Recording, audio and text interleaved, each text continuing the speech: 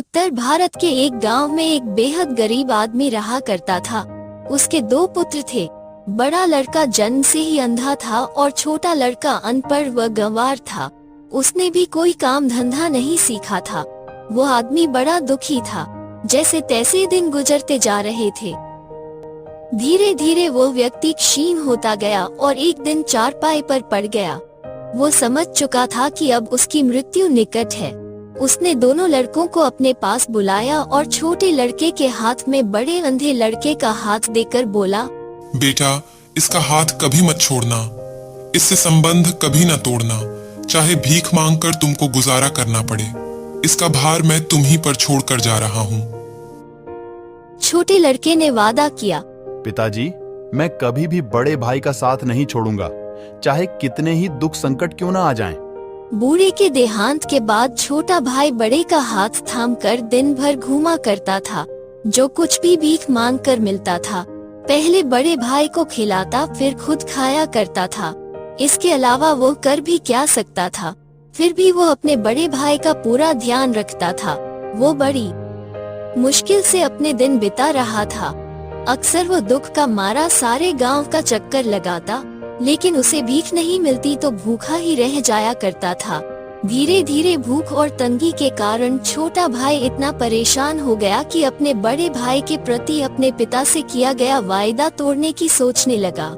एक दिन उसने अपने मन में सोचा, इस प्रकार तो वह कभी भी सुख नहीं पा सकेगा और कब तक वह यूं अंधे भाई का हाथ पकड़कर साथ निभाता रहेगा। खुद को तो खाने को मिलता नहीं, इसे रोज रोज कहां से लाकर खिलाऊं। उसने निश्चय किया, अब उसे इस अंधे भाई से छुटकारा पा ही लेना चाहिए।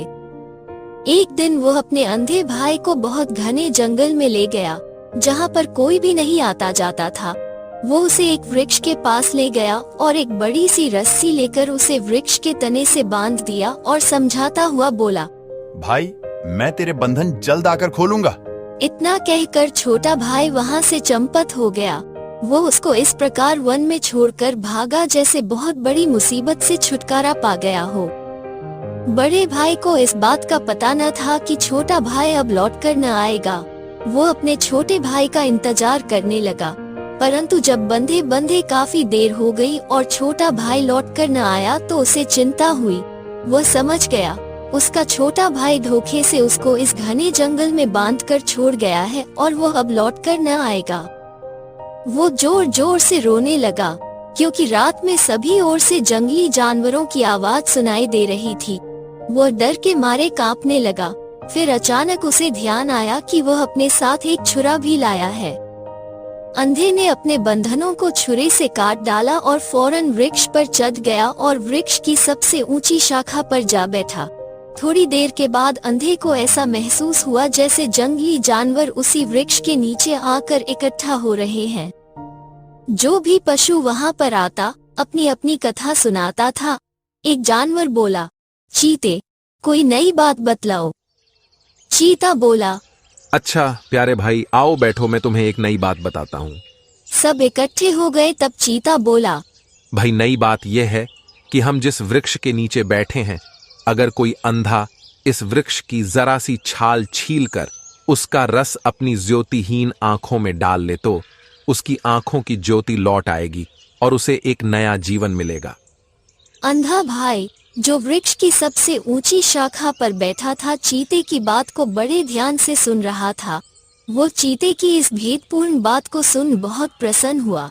उसने फौरन छुरा निकाला और उस वृक्ष की थोड़ी सी मुलायम छाल काटकर कुचलकर उसका रस अपनी आंखों में डाल लिया। आंखों में रस पड़ते ही अंधेरा दूर हो गया। अंधे भाई को ऐसा लगा जैसे उसकी दुनिया ही बदल गई हो। उसकी आंखों की खोई हुई ज्योति लौट आई थी। उसको नया जीवन प्राप्त हुआ था। वो बहुत खुश था। अब वो देख सकता था। इसी बीच धीरे धीरे उस वृक्ष के नीचे कई और भयानक जानवर आकर इकट्ठे हो गए थे।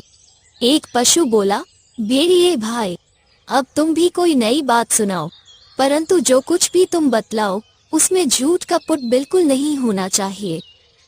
भेड़िया बोला, मैं तुम लोगों को एक रहस्य की बात बताता हूँ। जंगल के बाहर एक नगर है, टिहरी। वहाँ के लोग रहस्यपूर्ण ढंग से कुबड़े एवं कुरूप हो गए हैं। किसी को भी नहीं मालूम कि इस परिवर्तन का क्या कारण है। एक दिन सुबह वे जब सोकर उठे तो उन्होंने अपने आप को इस रूप में पाया। उनसे कुछ काम धाम कुछ भी नहीं होता, चुपचाप पड़े रहते हैं। उनके जो भी संतान होती है मर जाती है। भेड़िए भाई, इस मुसीबत से छुटकारा पाने का क्या उपाय है? यह एक भेद की बात है जिसे मेरे सिवाय कोई नहीं जानता है। बस केवल मुझे ही झांत है कि उत्तरी भाग में स्थित टिहरी नदी के किनारे एक पीपल का वृक्ष है। उस वृक्ष के कोटर में एक काला सांप रहता है। अगर कोई व्यक्ति एक सेर दूध उस सांप को पिला दे तो वह सांप उस शहर को छोड़कर चला जाएगा और वहां के निवासी फिर से अपने वास्तविक रूप में आ जाएंगे। उनका कुबड़ापन भी चला जाएगा और फिर उनकी संतान भी जीवित रहेगी। भेड़िए की बात सुन शेर भी कोई भेद भरी बात याद करने लगा। सुनो भाइयों, मैं तुम लोगों को एक ऐसा भेद बताने जा रहा हूँ कि अगर कोई मनुष्य इसे जान जाए तो काफी लाभ उठा सकता है। हम चूंकि मनुष्य नहीं हैं, इसलिए हम इस रहस्य से कोई लाभ नहीं उठा सकते। इसी राज्य की राजकुमारी कई दिनों से बीमार पड़ी है। राजा राजकुमारी को बहुत प्यार करता है। राजा ने राजकुमारी के इलाज में कोई कसर नहीं छोड़ रखी है। रोज वैद्य हकीम राजकुमारी के इलाज के लिए भागे भागे फिर रहे हैं। उन्होंने अपना एड़ी चोटी का जोर लगा दिया, परंतु राजकुमारी की अवस्था में सुधार का कोई लक्षण नहीं दिख रहा है। साधु संतों ने भी राजकुमारी को देखा, परंतु वे भी कुछ न कर सके। सब के सब हैरान हैं। किसी की भी दवा काम की साबित नहीं हो रही है। राजकुमारी के ठीक होने का सिर्फ एक ही उपाय है। वो क्या? सब पशु एक साथ बोले। राजकुमारी के पलंग के नीचे एक काली बिल्ली बड़े मजे से लेटी पड़ी रहती है। वह किसी से कुछ नहीं कहती। किसी को भी उसकी उपस्थिति का पता नहीं है। अगर कोई व्यक्ति उस बिल्ली को वहां से बाहर फेंक दे तो राजकुमारी उसी समय ठीक हो जाए। बात समाप्त होते ही सब जानवर बोल उठे। वाह, जंगल के राजा शेर, तुम्हारी बात सबसे अलग है। अगर हम भी मनुष्य होते तो निश्चय ही इस रहस्य का लाभ उठाते। इसी प्रकार बातें करते करते सवेरा होने लगा। एक एक कर सभी जानवर वहां से उठकर जाने लगे। बड़ा भाई, जो वृक्ष की सबसे ऊंची चोटी पर बैठा पशुओं की बातें बराबर सुन रहा था, अब उसकी आंखें देख सकती थी। उसने जब देखा सब जानवर वहां से चले गए हैं, तो वो नीचे उतर आया। पहले वो उसी नगर की तरफ चल पड़ा जहां पर रहस्यपूर्ण रूप परिवर्तन वाली घटना घटी थी। वहां लोग अपने इस परिवर्तन से बहुत दुखी थे। उनसे कोई काम धाम न हो पाता था, इसलिए अनाज की भी कमी होने लगी थी। वो जल्दी जल्दी चलकर जंगल से बाहर निकल आया और उस नगर में प्रवेश किया जहां पर उसने कुरूप एवं कुबड़े लोगों को देखा।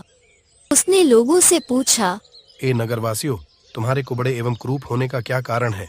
उन्होंने कहा, भाई, कुछ पता नहीं ये कैसी बीमारी है। एक दिन जब हम सोकर उठे तो हमने अपने आप को इस रूप में पाया। हमारी संतान भी जीवित नहीं रहती। अगर मैं तुम्हारी समस्या दूर कर दूं तो तुम मुझे उसकी क्या कीमत दोगे? साफ साफ बताओ।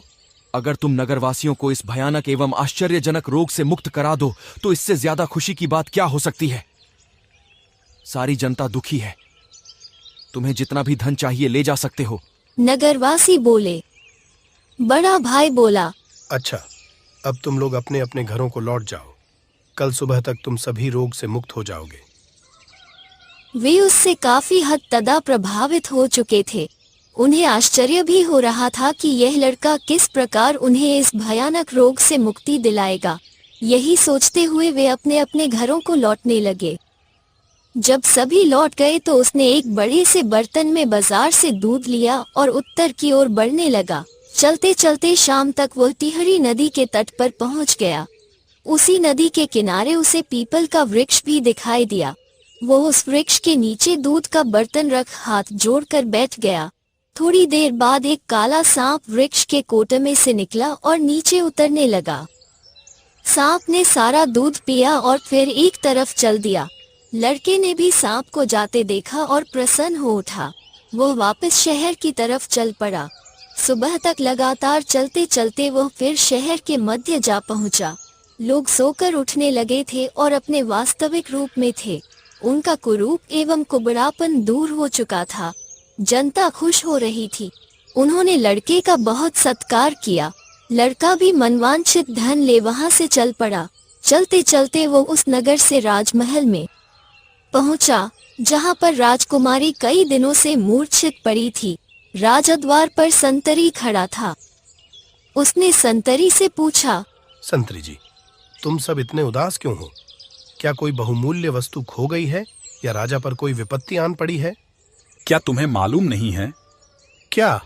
राजकुमारी कई दिनों से बीमार है। वैद्य हकीम लाख यत्न कर हार गए हैं। उनसे भी बीमारी का इलाज नहीं हो पाया। राजकुमारी पल पल मृत्यु से जूझ रही है।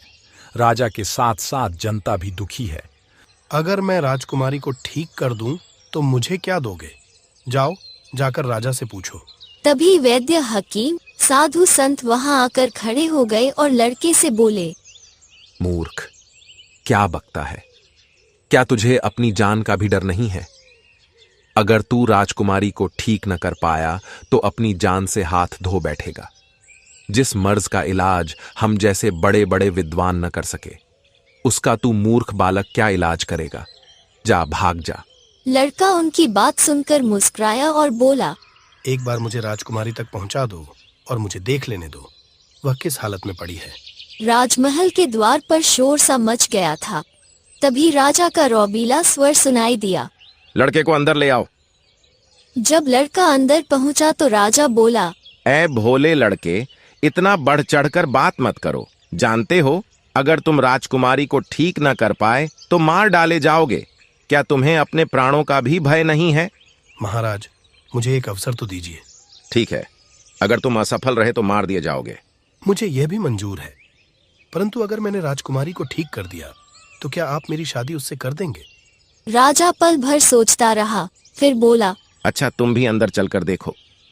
जब वो लड़का कमरे के अंदर गया तो उसने राजकुमारी को बेहोशी की हालत में एक मुलायम बिस्तर पर लेटे देखा।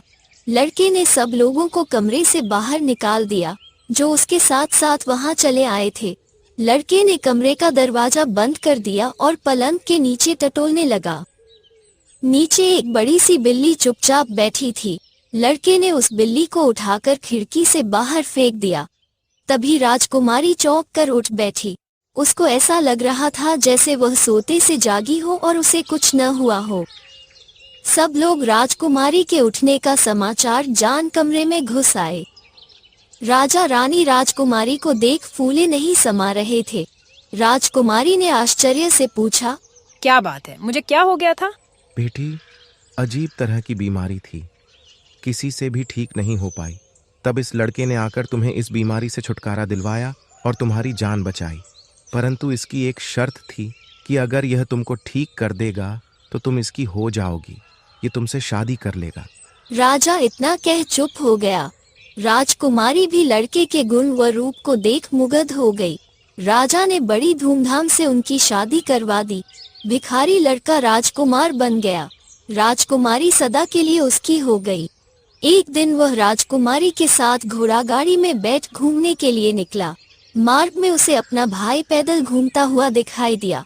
उसने गाड़ी रुकवाकर उसके पास जाकर कहा, अरे भले आदमी, तुम यहाँ पैदल क्यों घूम रहे हो?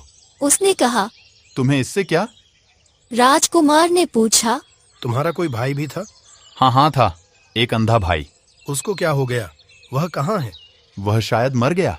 यह उत्तर सुन वह बोला, मैं ही वह तुम्हारा अंधा भाई हूँ, जिसे तुमने मरने के लिए घने जंगल में एक वृक्ष से बांध दिया था।